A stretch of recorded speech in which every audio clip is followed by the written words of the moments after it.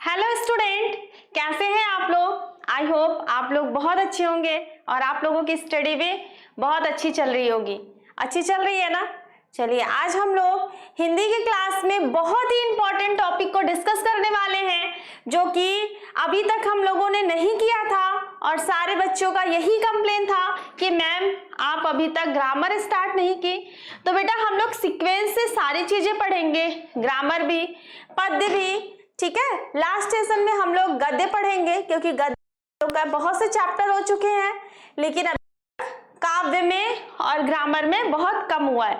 तो बेटा आज का क्लास जो है वो बहुत ही इंटरेस्टेड होने वाला है और बहुत ही ज्यादा इंपॉर्टेंट है। इसमें से बहुत बच्चे जो है समास पढ़ चुके होंगे, बहुत से बच्चे नहीं भी पढ़े होंगे। तो आज हम लोग इसमें पढ़ने वाले हैं समास, ठीक है। आपके एग्जाम में समास आएगा, समास, उसके बाद समास कितने प्रकार के होते हैं उसके टाइप्स पढ़ेंगे। उसके बाद हम लोग तत्सम और तद्भव पढ़ेंगे, ठीक है, कि कैसे हम लोग तत्सम और तद्भव को पहचानते हैं, ठीक है। उसके बाद हम लोग इसी से रिलेटेड समास और तद्भव तत्सम से ही रिलेटेड कुछ क्वेश्चन सॉल्व करेंगे, ताकि जो हमारे एग्जाम के लिए बहुत ही ज्यादा इंपॉर्टेंट है, ठीक है बेटा। तो आज की क्लास बहुत ही ज्यादा इंपॉर्टेंट है और बहुत ही ज्यादा इंटरेस्टेड है, इसलिए आप लोग सेशन में लास्ट तक बने रहिएगा और क्लास भी लास्ट तक अटेंड करते रहिएगा। बहुत से बच्चे होते हैं जो चैटिंग करते हैं, तो बेटा आप लोग चैटिंग को साइड में रख के पहले क्लास को पढ़िए। तो क्या पढ़ाया जा रहा है, क्या समझाया जा रहा है, उसको पहले फुल समझिए, पढ़िए, आप लोगों को हर टॉपिक क्लियर होगा, ठीक है। तो हम लोग स्टार्ट करते हैं बेटा। समास, हम लोग समास देखेंगे कि समास क्या है।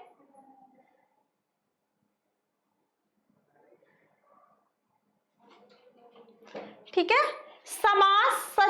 समास क्या है, तो संक्षिप्तीकरण को समास कहते हैं। संक्षिप्तीकरण को समास कहते हैं।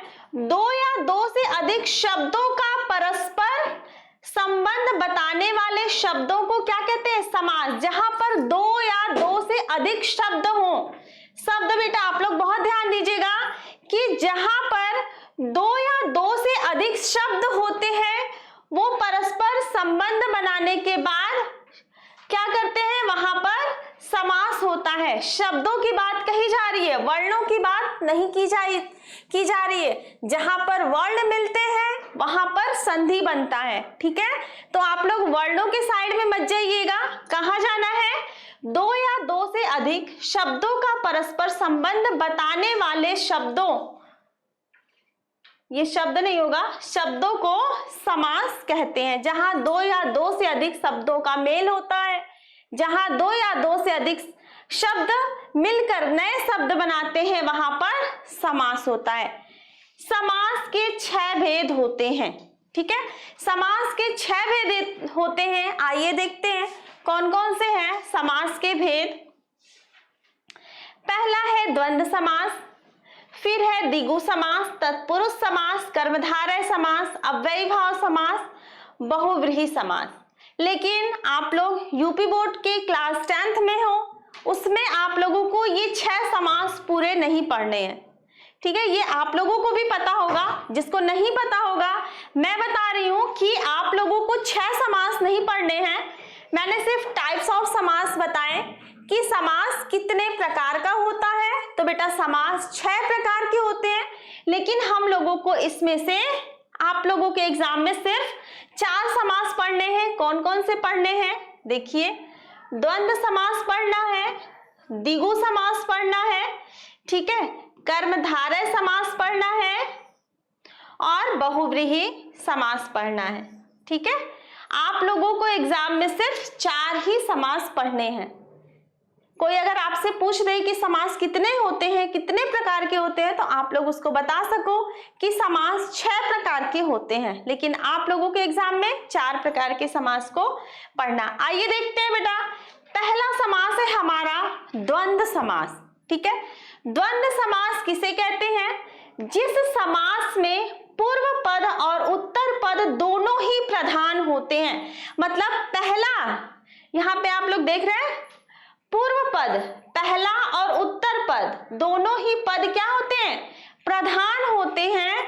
वहां पर कौन सा समास होता है, उसे द्वंद्व समास कहते हैं। ठीक है, जहां पर पूर्व पद और उत्तर पद मतलब कि दोनों ही पद जो है समान होते हैं, वहां पर द्वंद्व समास होता है। आइए ट्रिक, मैं आप लोगों को एक ट्रिक बता देती हूं जिससे आप लोगों को द्वंद्व समास पहचानना बहुत ही इजी हो जाता है। इसका 2 ट्रिक है। ठीक है, मैं अपने प्यारे बच्चों के लिए बहुत ही इजी वे में समास को लाई हूं ताकि आप लोगों को समझना बहुत इजी हो जाए और बहुत ही आसान तरीके से आप लोग चीजों को समझ सकें। हाँ, लेकिन ये बात है, आप लोग चैटिंग नहीं करके क्लास को बहुत ही अच्छे ढंग से अटेंड करिए। देखिए, द्वंद्व समास में अधिकतम योजक चिन्ह, बेटा योजक क्या होता है, ये जो चिन्ह होता है इसको हम लोग बोलते हैं योजक चिन्ह। इसको क्या बोलते हैं, योजक चिन्ह। ठीक है, इसको बोलते हैं योजक चिन्ह। द्वंद्व समास में अधिकतर क्या होता है कि योजक चिन्ह का लोप होता है, मतलब योजक चिन्ह मिलते हैं। दूसरा ट्रिक हमारा क्या है, द्वंद्व समास में और विभक्ति का लोप होता है। द्वंद्व समास में और या तो फिर इस विभक्ति का लोप होता है, और या। ठीक है, ये दोनों ही होता है, वो द्वंद्व समास होता है। हमारे 2 ट्रिक हुए, 2 ट्रिक। पहला ट्रिक ये है कि द्वंद्व समास में योजक चिन्ह होता है, जहां पर भी योजक चिन्ह हो हम उसे तुरंत द्वंद्व समास मान लेते हैं। दूसरा हमारा है कि जहां पर भी और या, ठीक है, इनका लोप होता है या अथवा भी आता है, तो वहां पर द्वंद्व समास होता है। लेकिन बेटा एक इसमें है कि कहीं भी हम अगर योजक चिन्ह देख के वहां पर हम लोग द्वंद्व नहीं लगा सकते, क्योंकि जो हमारा अव्ययी भाव समास होता है, ठीक है, आप लोगों को ये पढ़ना नहीं है, ये जो अव्ययी भाव समास होता है इसमें भी योजक चिन्ह होता है, इसको भी योजक चिन्ह से पहचाना जाता है। ठीक है, लेकिन बेटा दोनों में डिफरेंट क्या है, दोनों में आइए हम आपको डिफरेंट बताते हैं। देखिए, एग्जाम्पल से हम लोग समझते हैं। कुछ एग्जाम्पल है द्वंद्व समास के, जैसे हम यहाँ लेते हैं माता पिता। ठीक है, यहाँ पे योजक चिन्ह लगा, योजक चिन्ह लगने का मतलब कि ये हमारा द्वंद्व समास है और शब्द का यहाँ लोप हो गया। ठीक है, तो माता और पिता। ठीक है बेटा, समझ में आ रहा है? आप लोग ये देखिएगा कि जब भी योजक चिन्ह लगा हो वो हमेशा किसमें हो, वो हमेशा अपोजिट में हो। अपोजिट मतलब वो विलोम शब्द की तरह हो, उसका इशारा विलोम शब्द की तरफ करता है, तो वहां पे क्या हो जाएगा, द्वंद्व समास। जैसे माता का विलोम क्या होगा, पिता। ठीक है, राम कृष्ण, राम और कृष्ण, राम का विलोम क्या होगा, कृष्ण। भाई का विलोम क्या होगा, बहन। ठीक है, विलोम शब्द से ये चलेंगे, भाई और बहन। यहाँ रिपीटेड हो गया बेटा। यहाँ पे आप लोग एक और लिख सकते हो, रात। ठीक है, इसका क्या हो जाएगा, रात और दिन, और दिन। ठीक है बेटा, तो यहाँ पे क्या होना चाहिए कि जब योजक चिन्ह मिलता है तो इसमें दोनों ही विलोम शब्द में होने चाहिए। जैसे सुख, सुख का विलोम क्या होगा, दुख। रात का विलोम क्या होगा, दिन। रात और दिन, सुख और दुख। भाई बहन, भाई और बहन। राम कृष्ण, राम और कृष्ण। ठीक है बेटा, आई होप आप लोगों को द्वंद्व समास बहुत ही अच्छे तरीके से समझ में आ गया होगा। द्वंद्व समास के 2 ट्रिक हैं। ठीक है, पहला योजक चिन्ह होना चाहिए, दूसरा क्या होना चाहिए, और विभक्ति का लोप होता है।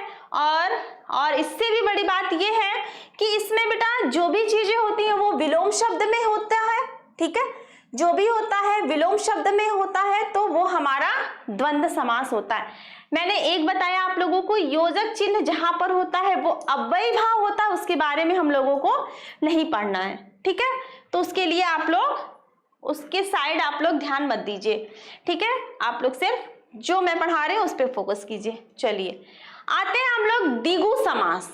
अब द्विगु समास क्या होता है, जिस समास में पूर्व पद संख्यावाचक हो, पूर्व पद मतलब पहला पद, पहला पद किसमें हो, संख्यावाचक हो, द्विगु समास कहलाता है। ठीक है बेटा, इसमें आइए ट्रिक देखते हैं। हमारा ट्रिक बोलता है ट्रिक समास में संख्या की प्रधानता होती है, मतलब ये शब्द जब शुरू होता है बेटा तो ये संख्या, इसमें संख्या की प्रधानता होती है। ठीक है, जैसे हम बोले नवरत्न, अब हम इसका जब समास विग्रह करेंगे तो नौ प्लस रत्न। ठीक है, या हम ऐसे भी कर सकते हैं नव प्लस रत्न। ठीक है, समास विग्रह हम किए तो ऐसे, तो यहाँ पे ये नौ क्या हो गया, ये हमारी संख्या हो गई। सप्तदीप, सात दीपों का समूह, ये देखिए यहाँ पे नौ, ये सात, सात दीपों का समूह, यहां संख्या आ रहा है ना। त्रिभुवन, तीन भुवनों का समूह। ठीक है, सतमंजिल, सात मंजिलों का समूह। ठीक है बेटा, जहां पर भी ऐसी चीजें आए तो वहां पे क्या, जहां पर संख्या की प्रधानता हो, संख्या ही प्रधान हो, वहां पर क्या हो जाता है, वहां पर हमारा हो जाता है द्विगु समास। आई होप आप लोगों को ये भी समझ में आ गया होगा। बेटा सेशन जो है बहुत ही इंपॉर्टेंट है, आप लोग इससे बहुत अच्छे क्वेश्चन, मतलब ये फ्री के नंबर है। फ्री के नंबर मतलब कि इसमें सिर्फ आप लोग को माइंड लगाना है, इसमें कुछ भी रटना नहीं है। अगर आज की क्लास आप लोग अच्छे से अटेंड करोगे तो सारी चीजें बहुत अच्छे तरीके से क्लियर हो जाएगी। ठीक है बेटा, आइए हम चलते हैं हमारे थर्ड पे। थर्ड समास है हमारा कर्मधारय समास। अब इसको हम लोग देखते हैं, बहुत बच्चे बड़े कंफ्यूज हो जाते हैं कि समास को छांटना नहीं आता है, क्वेश्चन एग्जाम में आ जाता है तो वहां पे बड़ा मुश्किल हो जाता है ना। जिस समास में पूर्व पद विशेषण और उत्तर पद विशेष से हो, मतलब यहां पर विशेषण और विशेष से हो, कर्मधारय समास कहलाता है। विशेषता बताने वाले समास को, इसका ट्रिक क्या है कि यहां पर विशेषता बताया जाता है। ठीक है, यहां पर विशेषता जो बताता है उसको क्या कहते हैं, कर्मधारय समास। अब हम एग्जाम्पल से समझते हैं। हमारा एग्जाम्पल पहले क्या है, काली मिर्च, काली है जो मिर्च। अब यहां पर मिर्च की विशेषता क्या है, मिर्च कैसी है, काली है। ठीक है, जब हम किसी की विशेषता को बताते हैं तब वहां पे कर्मधारय समास होता है। नील कमल, कमल की विशेषता क्या है, कमल की विशेषता यह है कि वह नीला है। ठीक है, पीतांबर, पीतांबर मतलब अंबर कैसा है, पीत कैसा है, पीला है, अंबर कैसा है, पीला है। अंबर की विशेषता क्या है कि वह पीला है। मुखी चंद्र, मुख कैसा है, चंद्रमा के समान है। ठीक है, मुख कैसा है, चंद्रमा के समान है, वहां पर कर्मधारय समास होता है। क्या लिखा है, पूर्व पद विशेषण और उत्तर पद विशेष्य हो, वहां पर कर्मधारय समास होता है। आप लोगों को एग्जाम्पल समझ में आ गया बेटा। अगर किसी को कोई भी डाउट हो, कोई भी कंफ्यूजन है, आप लोग जरूर पूछिए कि चीजें कहां से नहीं समझ में आप लोगों को आ रही हैं। ठीक है, एक बार मैं इसको फिर से रिपीट कर देती हूँ, थोड़ा सा ये टफ लग रहा होगा आप लोगों को। काली मिर्च, ठीक है, मिर्च की विशेषता क्या है कि वह काली है। जब किसी की विशेषता बता रहा हो तो वहां पर कर्मधारय समास है। नील कमल, कमल की विशेषता बता रहा है, कमल कैसा है, नीला है, तो वहां पे कर्मधारय समास होगा। पीतांबर, पीला है, अंबर कैसा है, अंबर की विशेषता बताया जा रहा है, अंबर कैसा है, अंबर पीला है। चंद्रमुखी, मुख कैसा है, मुख चंद्रमा के समान है। मुख की विशेषता बता रहा है कि वहां पर मुख कैसा है, चंद्रमा के जैसा है, तो वहां पर क्या है, वहां पे कर्मधारय समास है। ठीक है बेटा, ऐसे हम लोगों ने देखा कि जो द्वंद्व समास होता है उसमें योजक चिन्ह होता है। ठीक है, और जो द्विगु समास होता है उसमें संख्या की प्रधानता होती है। कर्मधारय समास देखें तो उसमें विशेषता बताया जाता है। अब आइए लास्ट हम लोग पढ़ते हैं बहुव्रीहि समाज। ये नोट आप लोग नोट्स जरूर तैयार कर लीजिएगा बेटा, बहुत ही इंपॉर्टेंट है। ठीक है, आप लोग नोट्स, ग्रामर के नोट्स तो जरूर तैयार करिए, बाकी किसी का जो मन वो करिए, लेकिन ग्रामर के नोट्स जरूर तैयार करिए। ये आप लोगों को 11-12 में भी काम आएगा, किसी कंपटीशन एग्जाम देने जाओगे उसमें भी ये काम आएगा। ठीक है, तो जिस समास में दोनों पदों के माध्यम से एक विशेष तीसरे अर्थ का बोध होता है, मतलब दो माध्यम मिलकर एक तीसरा कोई नया वर्ड बना देता है, वहां पर क्या होता है, यहाँ पर बहुव्रीहि समास होता। मतलब इसमें न पहला न दूसरा कोई भी पद प्रधान नहीं होता है। एक लाइन आप लोग इसमें नोट कर लेना। ठीक है, इसमें कोई भी पद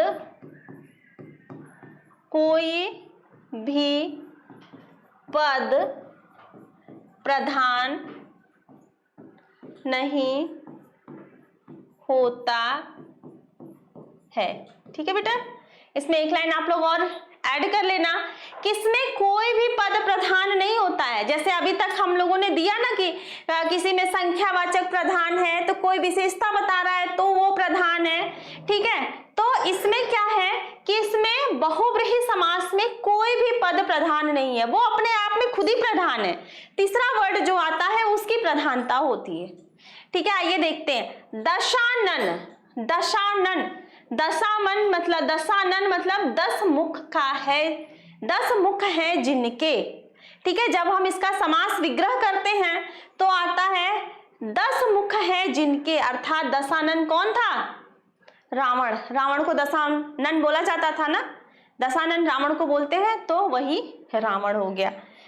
नीलकंठ, ये ठ है, नीलकंठ, नीला कंठ है जिनका, कौन है। अब देखिए यहाँ पे कोई पद प्रधान नहीं हो रहा है, नीला कंठ है जिनका। अब ये तीसरा आ जाता है, कौन है नीले कंठ वाले, शिव जी। ठीक है, लंबोदर, लंबा है उदर जिनका, लंबा है उदर जिनका, कौन है, किसका उदर लंबा है, गणेश जी का। ठीक है, गिरिधर, गिरि को धारण करने वाले, गिरिधर, श्री कृष्ण भगवान ने गोवर्धन पर्वत को धारण किया था ना, तो वही है गिरिधर। गिरि मतलब होता है पर्वत, पर गिरि को धारण करने वाले अर्थात श्री कृष्ण भगवान। ठीक है, तो बेटा ये जो बहुव्रीहि समास होता है इसमें कोई भी पद, अगर हम ये कह दें कि ये पहला पद है, ठीक है, दशा पहला पद है, 10 पहला है और आनंद दूसरा पद है, तो बेटा इसमें आप ही लोग बताओ कि इसमें कोई पद प्रधान है, इसमें कोई भी पद प्रधान नहीं है। ठीक है, इसमें दोनों पद मिलकर तीसरे पद की ओर इशारा करते हैं, तीसरा पद उत्पन्न करते हैं, वहां पर हो जाता है बहुव्रीहि समास। समझ में आया बेटा आप लोगों को?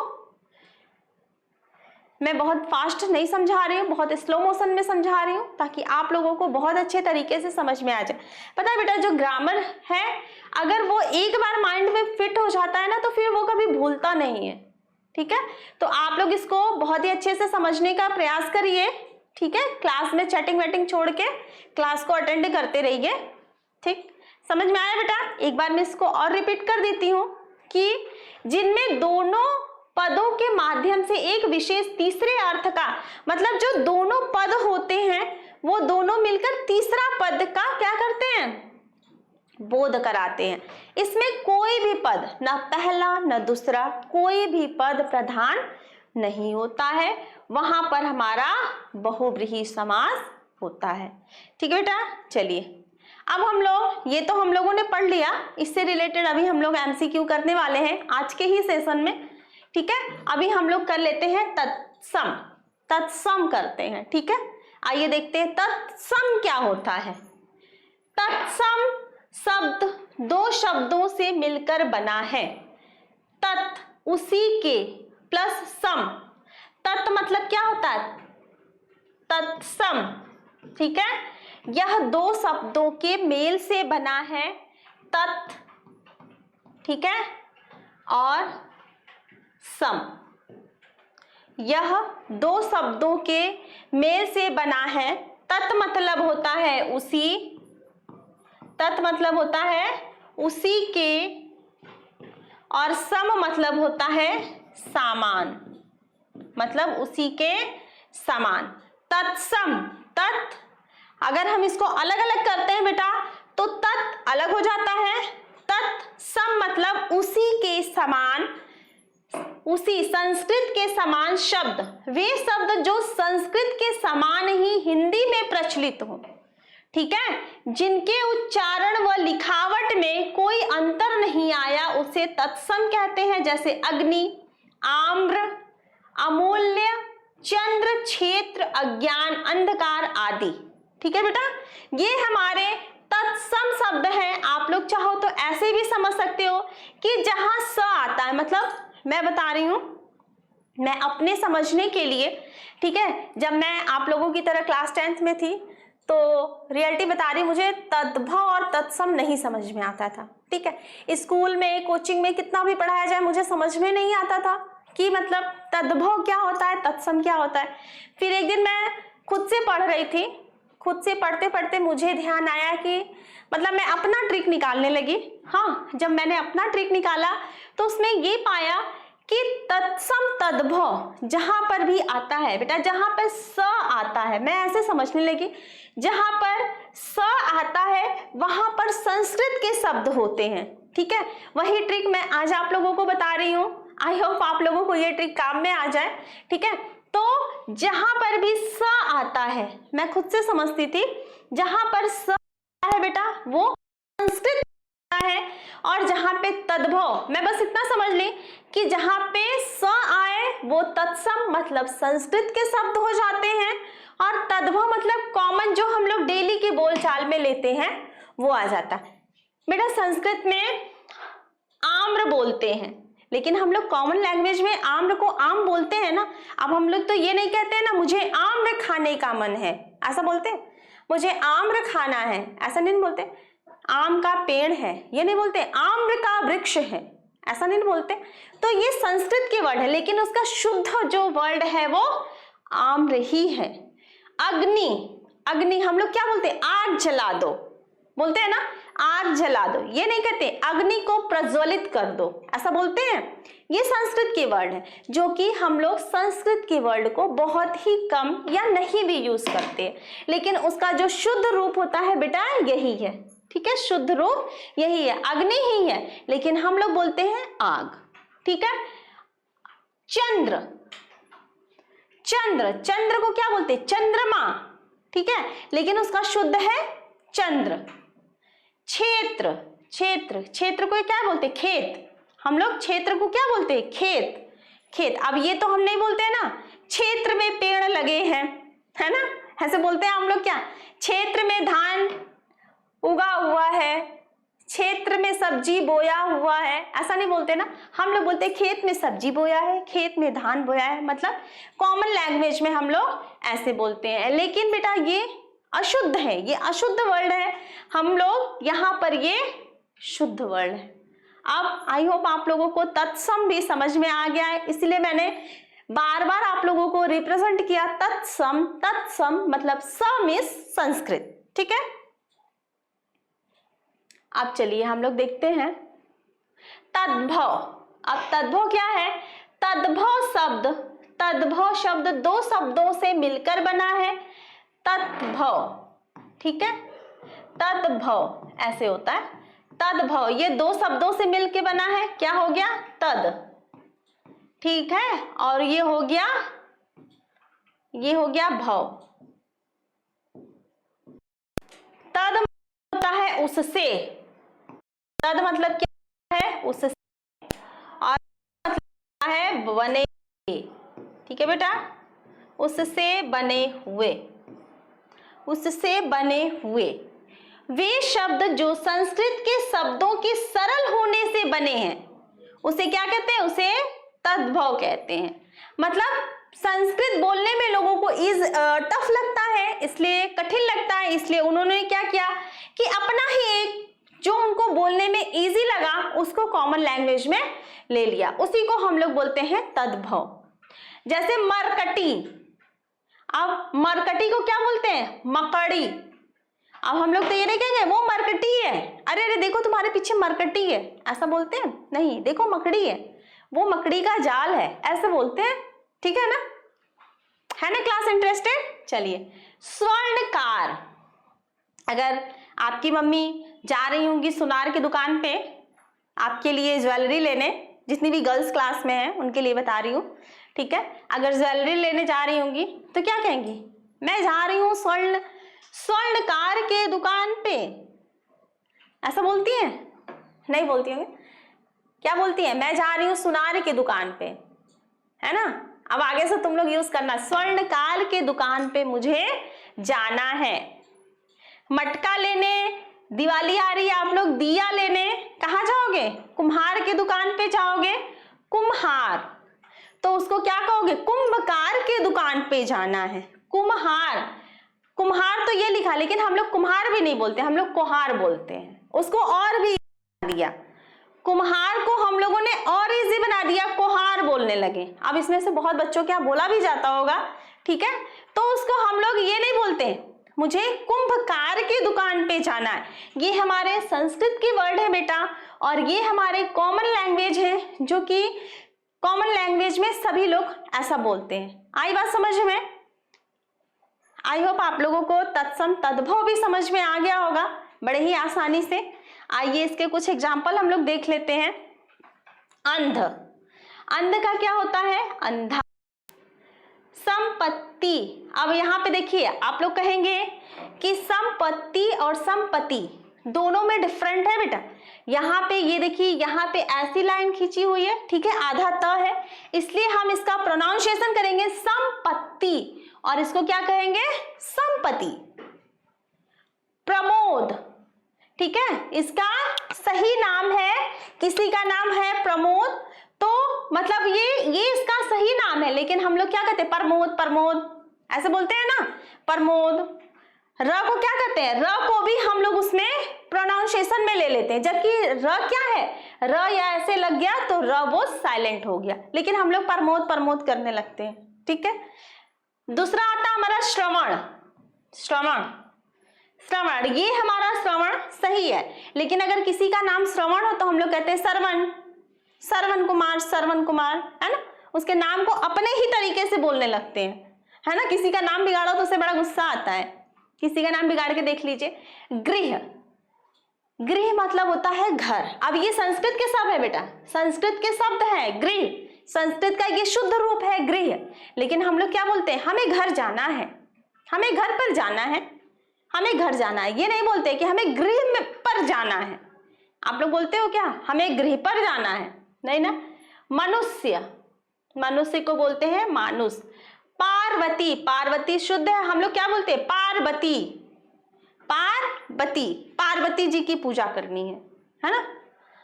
क्लेश, ये देखिए ये संस्कृत के शब्द हैं और ये शुद्ध शब्द है क्लेश, लेकिन हम लोग उसको क्या कर देते? कलेश। हमारे यहाँ बहुत कलेश फैला हुआ है, बहुत कलेश फैला हुआ है, ये नहीं कहते बहुत क्लेश है, हमारे यहाँ बहुत कलेश फैला हुआ है, ठीक है। तो आई होप आप लोगों को चीजें समझ में आ गई होंगी। अब चलते हैं हम लोग, कहाँ चलते हैं? अब हम लोग आ जाते हैं अपने मेन टॉपिक पे। क्वेश्चन आप लोगों को यहीं से आएगा, ठीक है बेटा। वो तो मैंने सिर्फ आप लोगों को समझाने के लिए किया था, क्वेश्चन आप लोगों को ऐसे आएगा, ठीक। और आप लोग ये परेशान मत होइएगा कि आप लोगों को समास या द्वंद्व समास, द्विगु समास, इस सब का डेफिनेशन आप लोगों को परिभाषा नहीं आएगी, ठीक। आप लोग इसके लिए मत परेशान होइएगा। चलिए देखते हैं हानि लाभ। हानि लाभ, अब यहाँ पे मैंने बताया जहां पर भी योजक चिन्ह हो, देखिए अब आप लोग यहाँ पे आंसर बताइए, जहां पर भी योजक चिन्ह हो, योजक चिन्ह के बाद वो अपोजिट में हो, ठीक है, योजक चिन्ह के बाद वो अपोजिट में हो, तो वहां पे कौन सा समास होता है? हम लोग चलते हैं अपने बैक साइड में, द्वंद्व समास, ठीक है। जहां पर भी योजक चिन्ह के बाद क्या होता है? देखिए बहु मतलब विलोम शब्द होता है, वहां पर कौन सा समास होता है? वहां पर द्वंद्व समास होता है। तो यहां पर आंसर हमारा क्या हो गया? आंसर हमारा हो गया द्वंद्व समास। आया बेटा समझ में आप लोगों को कि लाभ हानि, यहां पर योजक चिन्ह बना और लाभ का विलोम है हानि या हानि का विलोम है लाभ, तो यहां पर हमारा द्वंद्व समास हो गया। त्रिवेणी में कौन सा समास है? त्रिवेणी। अब यहां पे देखिए त्रि मतलब क्या आ गया? 3। तो यहां पर क्या हो गया? यहां पर द्विगु समास। यहां पर किसकी प्रधानता है? यहां पर संख्या की प्रधानता है। ठीक है बेटा। सुख दुख, सुख और दुख, ठीक है, में समास है। सुख दुख में कौन सा समास है? जैसे यहां पर हमने देखा हानि लाभ में द्वंद्व समास है, ये अपोजिट है। वैसे ही सुख और दुख, सुख का अपोजिट है दुख, तो यहां पर कौन सा समास हो जाएगा? यहां पर द्वंद्व समास हो जाएगा। ठीक है बेटा, समझ में आया आप लोगों को? कहीं भी चीजें डाउट होगी आप लोग तुरंत बोलिएगा कि मुझे नहीं समझ में आ रहा है। षड दर्शन, षड, यहां पे देखिए षड मतलब होता है 6। अब यहां पर क्या हो गया? संख्या की प्रधानता आ गई। जहां पर संख्या प्रधान हो वहां पर हमारा द्विगु समास होता है। आंसर देते रहिएगा क्योंकि मैंने पहले समझाया है टॉपिक को, उसके बाद मैंने क्वेश्चन सॉल्व करवा रही हूं मैं। पंचवटी, पंचवटी में कौन सा समास है? पंचवटी, पंच मतलब होता है 5। यहां पर भी ये क्या हो गया? ये 5 वटों का समूह, ठीक है, द्विगु समास हो गया। जहां पर भी संख्या की प्रधानता हो। वेद पुराण, अब देखिए यहां पर आ गया वेद और पुराण, यहां पर योजक चिन्ह आ गया, प्लस योजक चिन्ह के साथ क्या आ गया? यहां पर विलोम शब्द आ गया। वेद और पुराण कौन सा समास हो गया बेटा? बताते रहिए आप लोग, कौन सा हो गया? द्वंद्व समास। ठीक है। सप्तऋषि, अब यहां पर समास विग्रह करना है। सप्तऋषि का समास विग्रह करना। सप्तऋषि क्या होगा? ऋषियों का समाहार। आप लोग ध्यान दीजिएगा, संख्या की प्रधानता होनी चाहिए। सप्ते ऋषि, 7 सिंधुओं का समूह। ऋषि मतलब क्या होता है? ऋषि, सिंधु नहीं होते बेटा। तो यहां पर हमारा ख ऑप्शन सही हो जाएगा कि 7 ऋषियों का जो समूह होता है उसको हम लोग सप्तऋषि बोलते हैं। आकाश में दिखाई देता है ना आप लोगों को सप्तऋषि? 7 ऋषियों का वो समूह होता है। शताब्दी, शताब्दी, सचिन ने 100वां शतक मारा, सब लोग ने बोला ना, तो ये क्या हो गया? 100 वर्षों का समूह। देख लीजिए बेटा, संख्या की प्रधानता है, ठीक है, और हमें क्या करना है? हमें तो समास विग्रह करना है। लेकिन इससे भी मैं बता दूं कि यहां पर समास कौन सा है? बताइए आप लोग, बताइए, फटाफट बताते रहिए। कौन सा समास है? द्विगु समास है। ठीक है। शताब्दी 100 वर्षों का समूह, उसको क्या बोलते हैं? 100 दिनों का होगा, 100 महीनों का होगा? नहीं बेटा, 100 वर्षों का समूह होता है। ठीक है। चतुर्वर्ण, 4 वर्णों का समूह। चतुर्वर्ण मतलब 4 वर्णों का नहीं, सॉरी, यहां पे समास बताना है ना। चतुर्वर्ण, चतुर्वर्ण यहां पर किसकी प्रधानता हो गई? यहां पर संख्या की प्रधानता हो गई, तो हमारा समास कौन सा आ गया? द्विगु समास। ठीक है बेटा।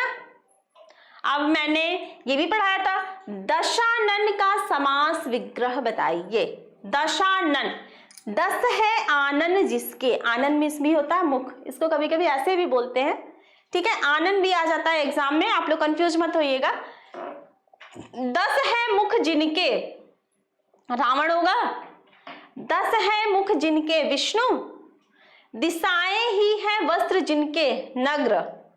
10 है आंखें जिनकी, पार्वती। अब कौन है? दशानन के नाम से हम किसको जानते हैं? रावण को ही जानते हैं, है ना। 10 है मुख जिनके, वो कौन है? रावण। रावण को दशानन भी जानते हैं। चलिए आइए, गंगा यमुना का समास विग्रह क्या होगा? जहां पर भी योजक चिन्ह लगा हो बेटा, वहां पर और विभक्ति का लोप होता है। ठीक है, तो हमारा गंगा यमुना ये नहीं होगा, ये भी नहीं होगा, गंगा प्लस यमुना ये भी नहीं होगा। हमारा ऑप्शन क सही होगा, गंगा और यमुना। ठीक है बच्चा। फिर हमारा है भीमार्जुन में समास है। भीमार्जुन का जब हम लोग समास विग्रह करेंगे तो भीम और अर्जुन, ठीक है। हम लोग जब इसका समास विग्रह करते हैं तो हमें क्या मिलता है, भीम और अर्जुन। तो यहाँ पर जब हम लोग भीम और अर्जुन करते हैं तो यहाँ पर हमारा समास हो जाता है बेटा, कौन सा हो जाता है, द्वंद्व समास। ये इंद्र नहीं है, ये द्वंद्व है, ठीक है, द्वंद्व है। यहाँ पर हो जाता है द्वंद्व समास।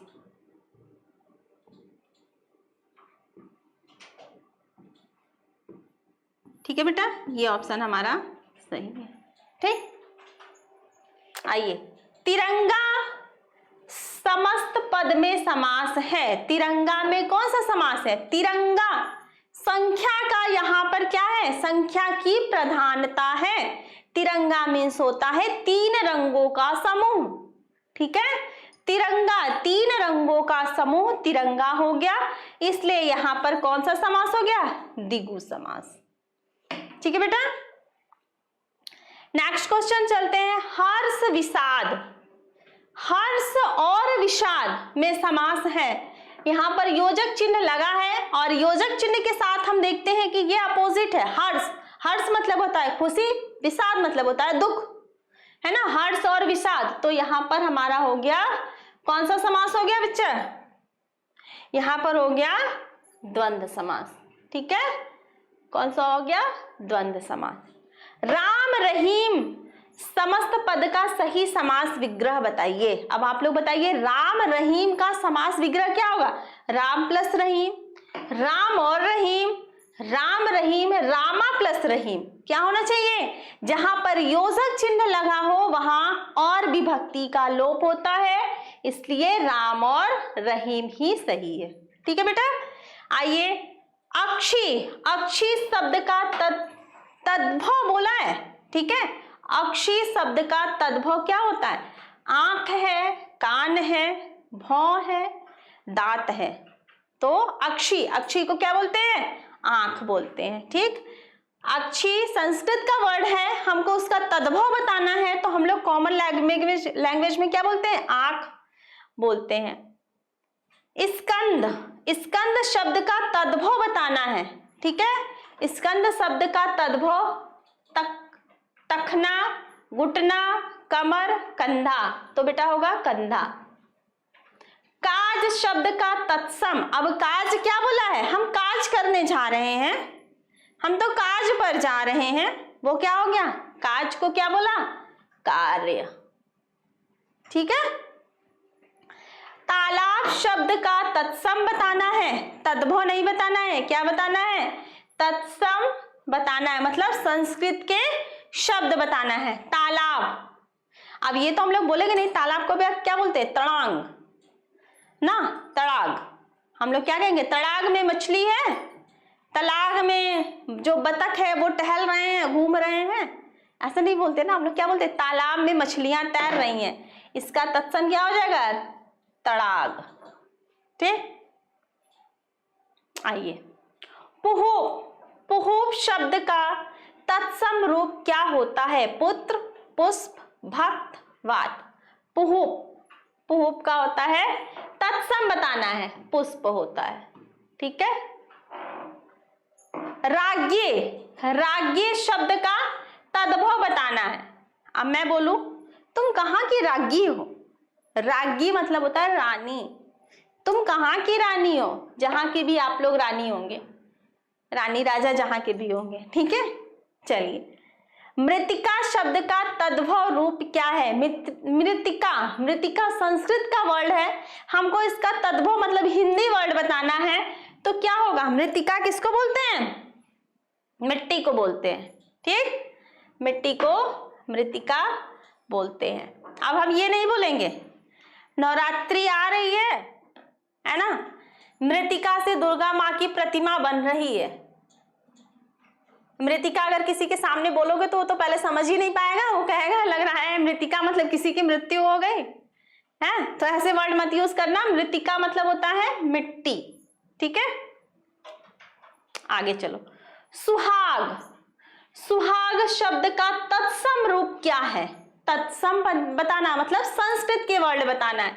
क्या हो जाएगा? स्वामी होता है। सुहाग मतलब हे स्वामी, हे प्राणनाथ, ये नहीं होता है, ठीक है। सुहागा, सोने पे सुहागा हो गया। हाँ, दुर्भाग्य, दुर्भाग्य तो इसका अपोजिट हो गया सौभाग्य, ठीक है। सुहाग क्या क्या होता है? सौभाग्य। मोतिक शब्द का तद्भव बताना है। तद्भव हो गया मोती। और आज के सेशन का लास्ट क्वेश्चन है, आंसर आप लोग दीजिए। नेह, नेह का तद्भव शब्द का तत्सम बताना। नेह क्या है? तद्भव है, इसका हमें तत्सम बताना है। नेह, नेह मतलब नवीन होता है, नक्षत्र, स्नेह, निष्ठुर। क्या होना चाहिए बेटा? नेह का तत्सम होना चाहिए। क्या होना चाहिए? बताते रहो, नहीं आएगा तो फिर मैं बताऊंगी। नेह का होता है स्नेह, ठीक है। नेह का क्या होता है? तत्सम स्नेह। बड़ा नेह करते हैं, है ना। जैसे थोड़ा सा